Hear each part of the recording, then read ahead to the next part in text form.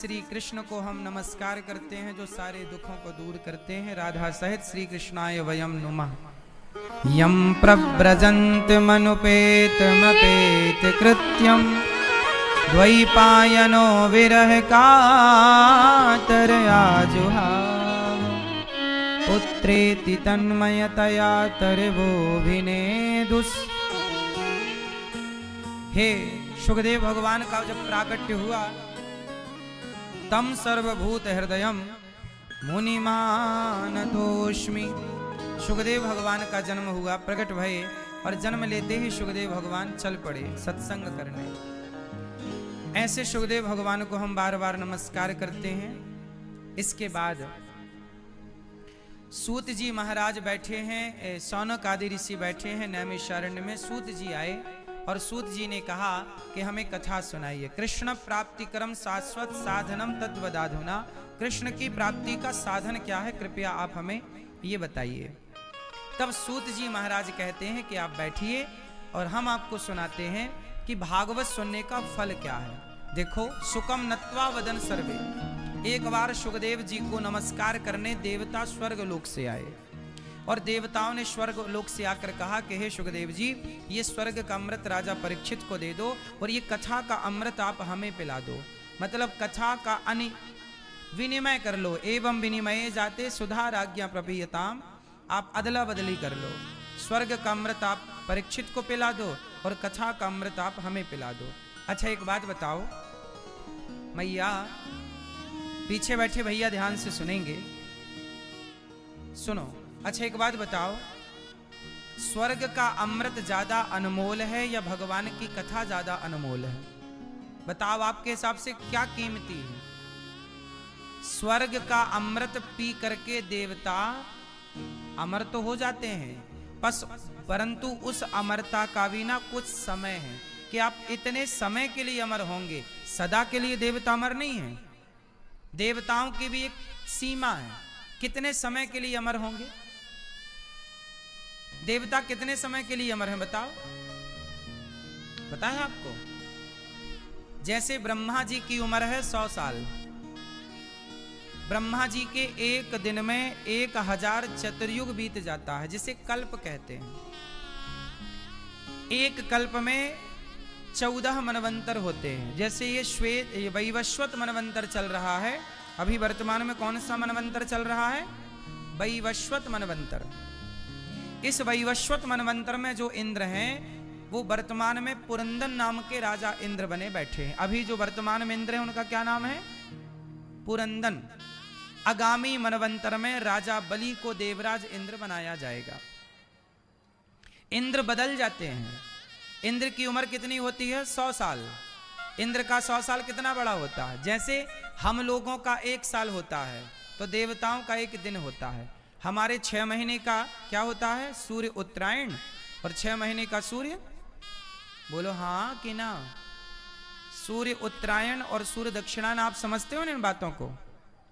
अभी क्या चल रहा है? सूर्य उत्तरायण चल रहा है कि दक्षिणायन है? जब सूर्य उत्तरायण होता है तब देवताओं का दिन आता है और जब सूर्य दक्षिणायन होता है तब देवताओं की रात्रि आती है।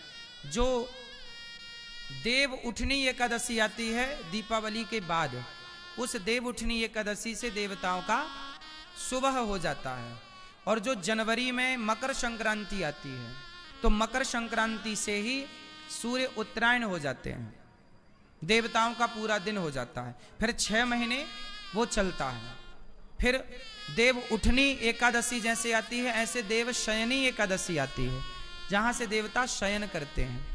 तो देवताओं की उम्र भी 100 साल की। फर्क इतना है कि हम 1 साल जब हमारा होता है तब देवताओं का 1 दिन होता है। इस तरह देवताओं का 100 साल का टाइम है, पर 100 साल बाद उन्हें मरना पड़ता है। देवताओं को जैसे हमारी 100 साल की उम्र होती है, जैसे आपके 100 साल बीते ना, तो देवताओं के केवल 100 दिन बीतेंगे। 100 दिन। आपके जब पूरी जिंदगी बीत जाएगी 100 साल की, तब देवताओं का 3 महीने और 10 दिन बीतेंगे। यदि आप 100 साल जिए तो 100 साल का मतलब है कि देवताओं के 3 महीने बीत गए। 3 महीने 10 दिन। बोलो हाँ कि ना। तो देवता भी अल्प समय के लिए अमर है, इसलिए स्वर्ग का अमृत देवताओं को सुखदेव जी ने कहा इंद्र को कि आप इस अमृत के अधिकारी नहीं हैं, हम आपको ये स्वर्ग का अमृत नहीं पिला सकते। क्यों?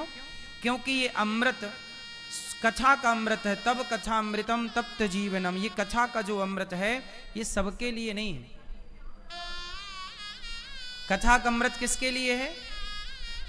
केवल रसिकों के लिए, मुमुक्षुओं के लिए, जो भगवान के परम भक्त हैं, जो केवल भगवान की गंगा में, कथा की गंगा में जो डूबना चाहते हैं, उनके लिए कथा है।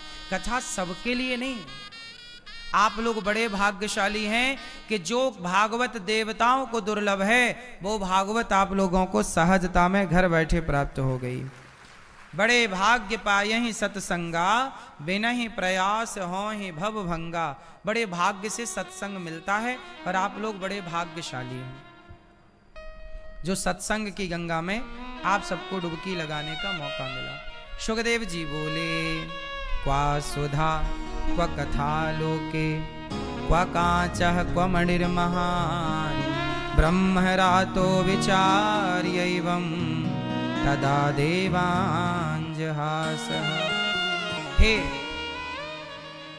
देवताओं, क्वा सुधा क्व कथा लोके क्व कांचः क्व मणिर्महान्, कहां कांच का टुकड़ा और कहां मणि। स्वर्ग के राजा को देवराजेंद्र को बोला कि देखो, सुखदेव जी ने कहा कि राजन कहां कांच का टुकड़ा और कहां मणि। स्वर्ग का अमृत कांच के टुकड़े की तरह है और भागवत मणि है। अमृत पीने के बाद स्वर्ग मिलेगा और भागवतामृत पीने के बाद, भागवत सुनने के बाद भगवान मिलेंगे। भगवान मिलेंगे इसकी गारंटी है। भागवत सुनने वाला भगवान को जरूर पाता है। शरणागत कहूं, भगवान क्या कहते, सन्मुख हो ही जीव मोहि जबहि। कितना भी बड़ा पापी हो, यदि सन्मुख हो गया, मेरी शरण में आ गया, तो वो जन्म कोटि अघ, करोड़ों जन्मों के अघ मतलब पापों का नाश ही तब ही, उसी क्षण पाप का क्षय हो जाता है, नाश हो जाता है पाप का, जब व्यक्ति भगवान के समीप और सन्मुख आकर के विराजता है। इसलिए हम आपसे कहते हैं कि हरि सन्मुख रहा करो, भगवान के निकट रहा करो, सन्मुख रहा करो। देवताओं को भी कथा नहीं सुनाई सुखदेव जी ने,